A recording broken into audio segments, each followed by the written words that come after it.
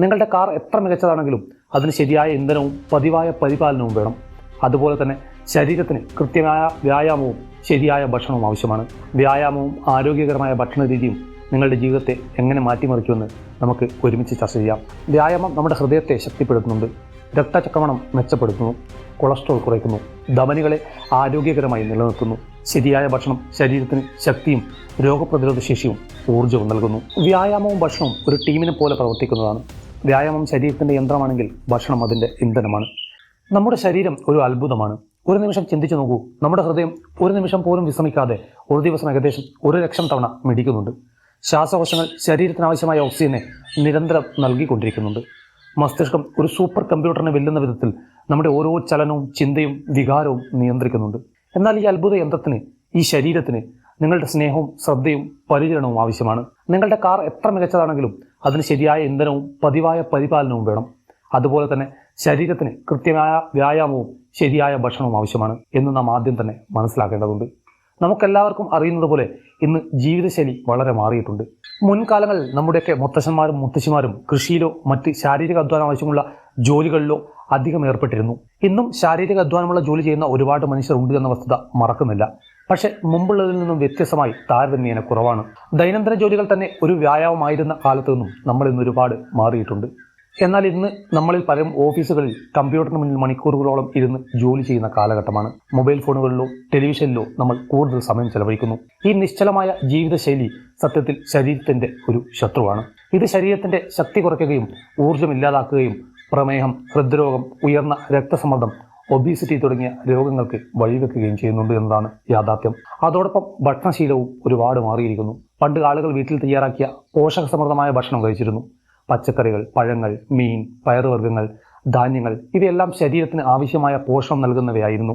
ഇന്ന് നമ്മൾ fast food, process ഫുഡുകൾ, കോള, മധുരപലഹാരങ്ങൾ എന്നിവ ഭക്ഷണത്തിൻ്റെ വലിയൊരു ഭാഗമായി മാറിയിരിക്കുന്നു. ഈ ഭക്ഷണങ്ങൾ തൽക്ഷണമായ സുഖം നൽകുമെങ്കിലും ദീർഘകാലത്തിൽ ശരീരത്തിന് ഹാനികരമാണ്. സ്വാഗതം എല്ലാവർക്കും മറ്റൊരു വീഡിയോയിലേക്ക്. ചാനൽ സബ്സ്ക്രൈബ് ചെയ്യാൻ മറക്കാതിരിക്കുക. അഭിപ്രായങ്ങൾ എന്ത് തന്നെയായാലും കമൻറ്റ് ബോക്സിൽ രേഖപ്പെടുത്തുക. ഒരു സത്യം എന്തെന്നാൽ കടന്നുപോയ ഏതൊരു നാളുകളെക്കാളും മികച്ച നാളുകളിലാണ് നമ്മൾ ജീവിക്കാൻ പോകുന്നത്. പക്ഷേ ഇങ്ങനെ പറയുമ്പോഴും നമ്മുടെ കടന്നുപോയ പഴയ കാലങ്ങളിൽ നിന്നും കുറേയധികം നല്ല കാര്യങ്ങൾ നമുക്ക് സ്വീകരിക്കാനുണ്ടാവും. അത് യാതൊരു മടിയുമില്ലാതെ സ്വീകരിക്കാൻ നമുക്ക് കഴിയുകയും വേണം. ഇത് ഞാൻ ഇവിടെ പറയാൻ കാരണം, ഞാൻ പഴയ കാലത്തെ വ്യായാമങ്ങൾ കൂടുതലുള്ള ജോലികളെക്കുറിച്ചും പഴയ കാലത്തെ ഭക്ഷണ രീതികളെക്കുറിച്ചുമൊക്കെ പറയുമ്പോൾ പഴയ കാലത്തെ എല്ലാം മാത്രമാണ് എന്ന് തെറ്റിദ്ധരിക്കപ്പെടാൻ സാധ്യതയുണ്ട്. ഞാൻ നിങ്ങളോട് പറഞ്ഞു കഴിഞ്ഞു, കടന്നുപോയ ഇന്നലെകളേക്കാൾ മികച്ച നിലയിലാണ് നമ്മൾ ഇന്ന് ജീവിക്കുന്നത്. പക്ഷേ പഴയ കാലത്തു നിന്നും നല്ല കാര്യങ്ങൾ നമുക്ക് സ്വീകരിക്കുകയും ചെയ്യണം. നമ്മുടെ ശരീരം, അതിൻ്റെ ആരോഗ്യം, ശക്തി, ഊർജം ഇവയെല്ലാം എങ്ങനെ സുരക്ഷിതമായി നിലനിർത്താം, എങ്ങനെ ഒരു ഊർജ്ജസ്വലമായ ജീവിതം നയിക്കാം എന്നതിനെക്കുറിച്ചാണ് ഈ വീഡിയോ. വ്യായാമവും ആരോഗ്യകരമായ ഭക്ഷണ രീതിയും നിങ്ങളുടെ ജീവിതത്തെ എങ്ങനെ മാറ്റിമറിക്കുമെന്ന് നമുക്ക് ഒരുമിച്ച് ചർച്ച ചെയ്യാം. ലോകാരോഗ്യ സംഘടനയുടെ കണക്കനുസരിച്ച് ലോകത്ത് 4ൽ 1 വ്യക്തിക്ക് ആവശ്യത്തിന് ശാരീരിക പ്രവർത്തനങ്ങൾ നടക്കുന്നില്ല. ഇത് രോഗങ്ങളുടെ വർധനവ് കാരണമാകുന്നുണ്ട്. ഏകദേശം 2 ബില്യൺ ആളുകൾ അമിതവണ്ണമോ ഒബീസിറ്റിയോ ഉള്ളവരാണ്. ഇതിന് വലിയൊരു കാരണം നിശ്ചലമായ ജീവിതവും ആരോഗ്യകരമല്ലാത്ത ഭക്ഷണവുമാണ്. പക്ഷെ പ്രിയപ്പെട്ടവരെ, ഇതിനെല്ലാം ഒരു പരിഹാരമുണ്ട്.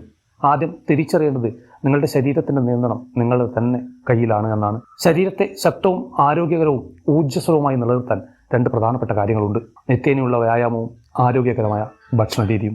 വ്യായാമം ശരീരത്തിൻ്റെ ഊർജ്ജ സ്രോതസ്സാണ്. നമ്മുടെ ശരീരം ചലിക്കാൻ വേണ്ടിയാണ് ഉണ്ടാക്കിയിരിക്കുന്നത്. വ്യായാമം കേൾക്കുമ്പോൾ പലർക്കും തോന്നുന്നത് ജിമ്മിൽ മണിക്കൂറുകളോളം വിയർപ്പൊഴുക്കുന്ന ഒരു കഠിനമായ പ്രക്രിയയാണ് എന്നാണ്. എന്നാൽ വ്യായാമം അതിനേക്കാൾ ലളിതവും രസകരവുമാക്കാൻ സാധിക്കും.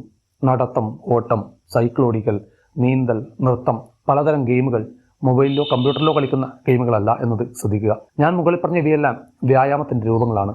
വ്യായാമം ശരീരത്തിന് എന്തുകൊണ്ടാണ് ഇത്ര പ്രധാനമാകുന്നത്? വ്യായാമം നമ്മുടെ ഹൃദയത്തെ ശക്തിപ്പെടുത്തുന്നുണ്ട്, രക്തചക്രമണം മെച്ചപ്പെടുത്തുന്നു, കൊളസ്ട്രോൾ കുറയ്ക്കുന്നു, ധമനികളെ ആരോഗ്യകരമായി നിലനിർത്തുന്നു. ഒരു ദിവസം 30 മിനിറ്റ് മിതമായ വ്യായാമം, ഉദാഹരണത്തിന് നടത്തം തന്നെ ആയാലും ഹൃദ്രോഗ സാധ്യത 30% വരെ കുറയ്ക്കുമെന്ന് പല പഠനങ്ങൾ പറയുന്നു. വ്യായാമം മസ്തിഷ്കത്തിനും ഒരു വരമാണ്. ഇത് ബ്രെയിൻ ഡെറിവേഡ് ന്യൂട്രോട്രോപിക് ഫാക്ടർ എന്ന പ്രോട്ടീൻ്റെ ഉൽപ്പാദനം വർദ്ധിപ്പിക്കുന്നു. ഇത് പുതിയ മസ്തിഷ്ക കോശങ്ങളുടെ വളർച്ചയെ പ്രോത്സാഹിപ്പിക്കുന്ന ഒന്നാണ്.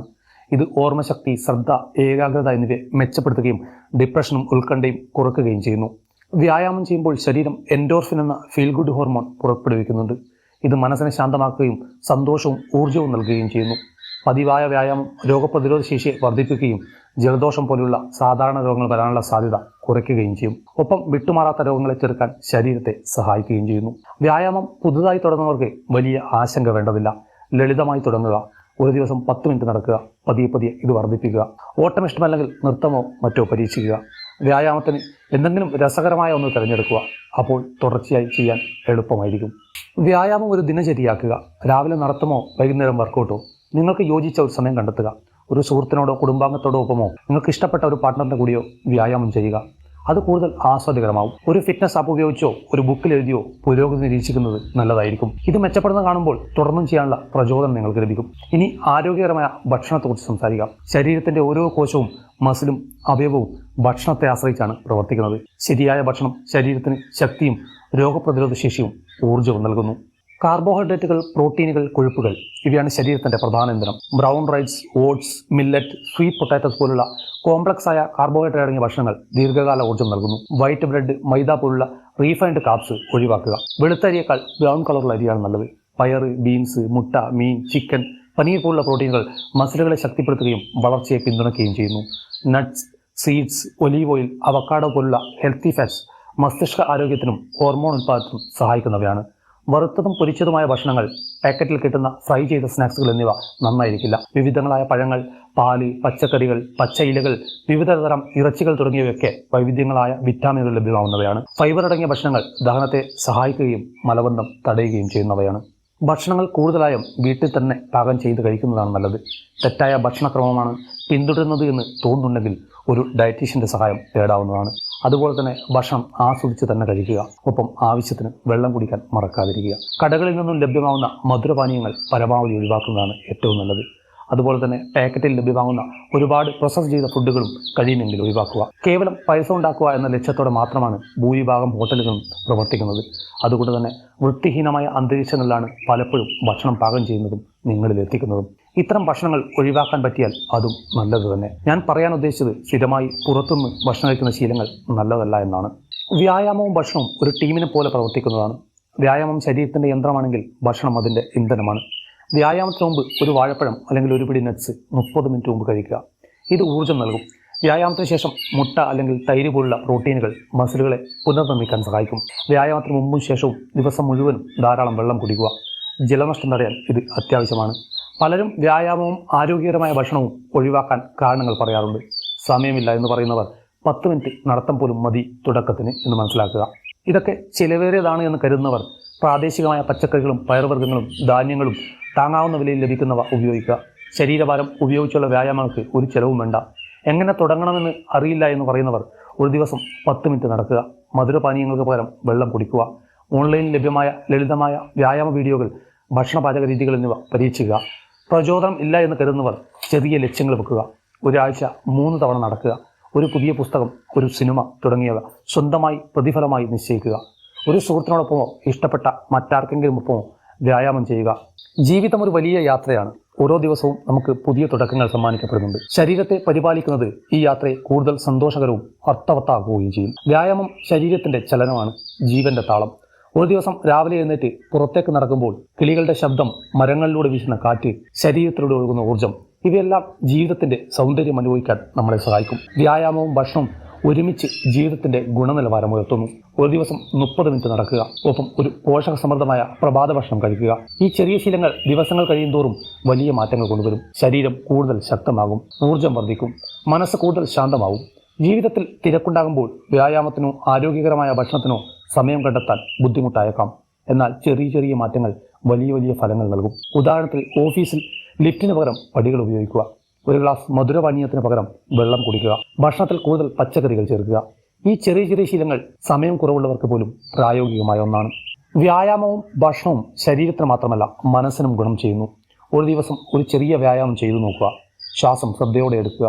ശരീരം വലിച്ചു നീട്ടുക. ഇത് മനസ്സിനെ ശാന്തമാക്കും, സമ്മർദ്ദം കുറയ്ക്കും. ഒരു പോഷകസമൃദ്ധമായ ഭക്ഷണം കഴിക്കുമ്പോൾ ശരീരം ഊർജ്ജസ്വലമാകും, മനസ്സിന് സന്തോഷം തോന്നും. ദീർഘകാല ഗുണങ്ങൾ ഓർക്കുക.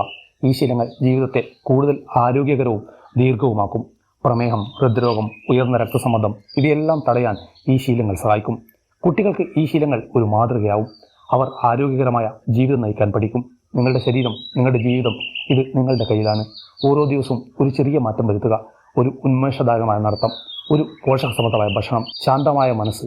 പ്രിയപ്പെട്ട സുഹൃത്തുക്കളെ, ഈ യാത്രയിൽ നിങ്ങൾ ഒറ്റയ്ക്കല്ല, നമ്മൾ ഒരുമിച്ചാണ്.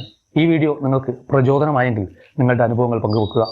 ഒരു പുതിയ വ്യായാമം, ഒരു പുതിയ ഭക്ഷണം, ഒരു പുതിയ ശീലം, ഇവ ഇങ്ങനെ നിങ്ങളുടെ ജീവിതത്തെ മാറ്റിമറിക്കട്ടെ. നമുക്കൊരുമിച്ച് ഈ യാത്ര തുടരാം. വീണ്ടും കാണുന്നതുവരെ ബൈ. മറ്റൊരു വീഡിയോയുമായി നമുക്ക് വീണ്ടും കാണാം. ചാനൽ സബ്സ്ക്രൈബ് ചെയ്യാൻ മറക്കാതിരിക്കുക.